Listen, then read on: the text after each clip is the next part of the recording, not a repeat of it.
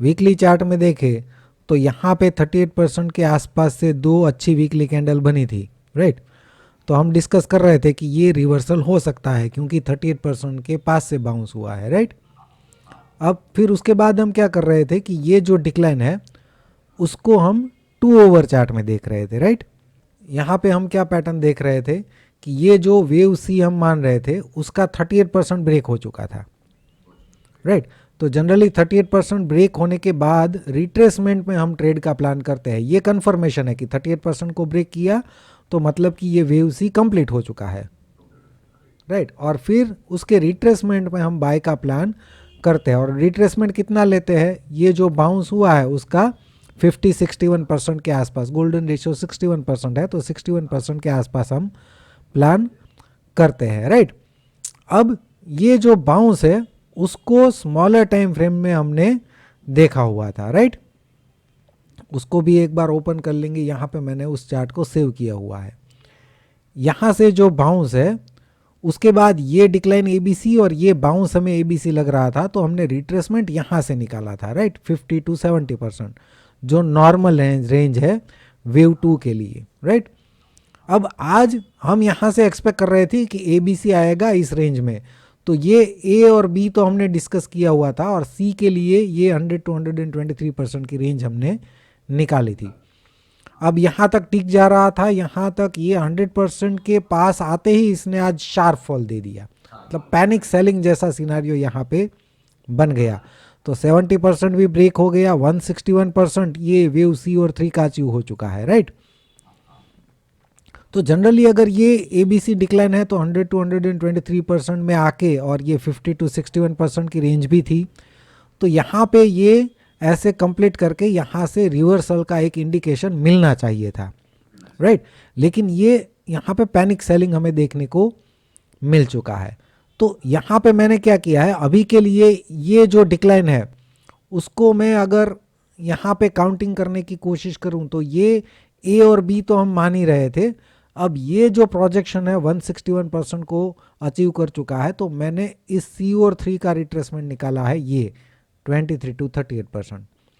अब मान लीजिए कि ये करेक्शन यहाँ पे कंप्लीट हो चुका है 2, भले ज़्यादा रिट्रेस कर चुका हो, ये अगर डब्ल्यू एक्स और वाई है, राइट, यहाँ पे, तो ये बाउंस 38% को ब्रेक कर देना चाहिए। अभी जो बाउंस होना चाहिए वो, आप समझ रहे हैं, तो ही हम इसको एबीसी मान सकते हैं, राइट। लेकिन अगर ये रेंज को ब्रेक नहीं कर पाता है तो ये फिर 3 होगा, ये 4 होगा। आप समझ रहे हैं बात को, क्योंकि वेव 4 ही 38% के ऊपर नहीं जाता है जनरली, तो ये उस केस में ये 1, 2, 3 और ये हो सकता है कि 4 हो, और फिर 5th का डिक्लाइन हमें नीचे की तरफ देखने को मिल जाएगा, राइट।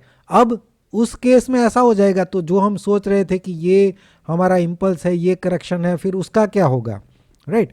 तो उसको तो हम बाद में देखेंगे, पहले तो इमीडिएट मूव जो है, क्योंकि इतना मूव हुआ है, शार्प मूव हुआ है, राइट, तो उतना नहीं सोचेंगे कल के लिए क्या हो सकता है, मार्केट खुद ही हमें रास्ता दिखा देगा, राइट।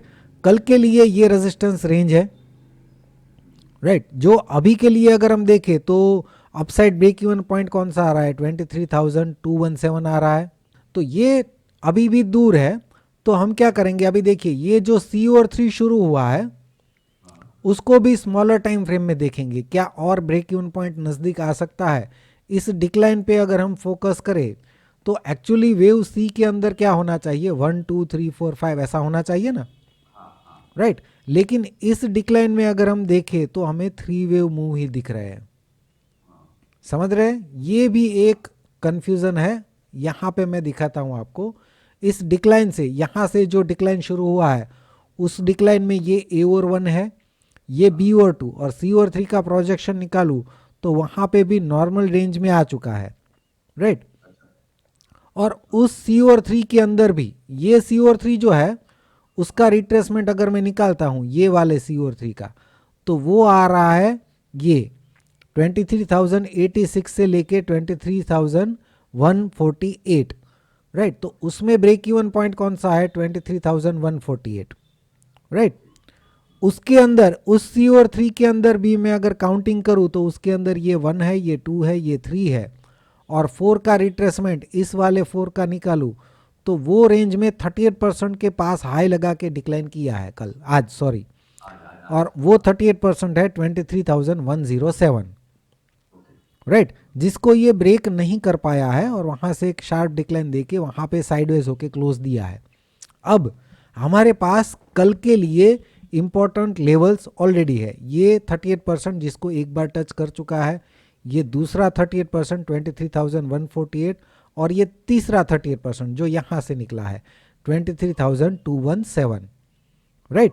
अब इमीडिएट मूव की बारे में बात करते हैं। इमीडिएटली अगर ओपनिंग के बाद ही इसको ब्रेक नहीं कर पाया, इसका मतलब कि यहाँ पे 4 होगा और फिफ्थ जो है इस रेंज में आएगा। वो कौन सा फिफ्थ होगा? ये 1 2 3 4 और फिफ्थ जो है वो इस रेंज में आ जाएगा।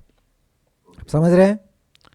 तो इस रेंज में अगर इमीडिएट मार्केट ओपन होने के साथ 23,107 को ब्रेक नहीं कर पाता है तो कहाँ पे आएगा? 22,956 से लेके 22,856 की रेंज में आएगा, राइट। ये 100 पॉइंट की रेंज में आ सकता है।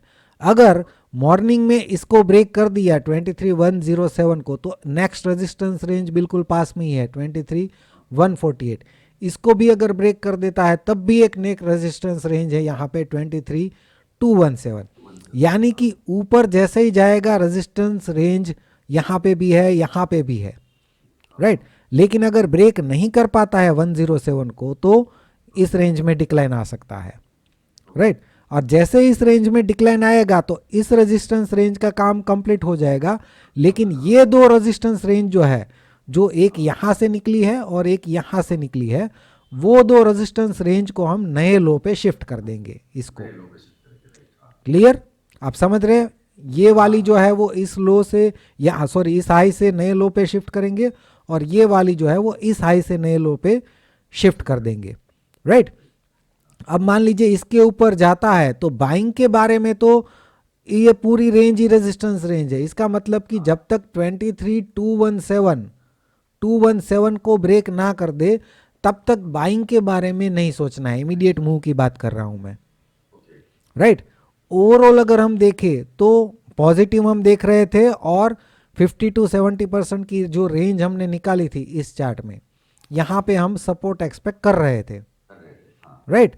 अब यहाँ पे ये जो लास्ट मूव आया है आज का, उसने पैटर्न को जो है थोड़ा चेंज कर दिया है। यहाँ से इंपल्सिव आना चाहिए लेकिन वो 3 वेव में आया है, राइट।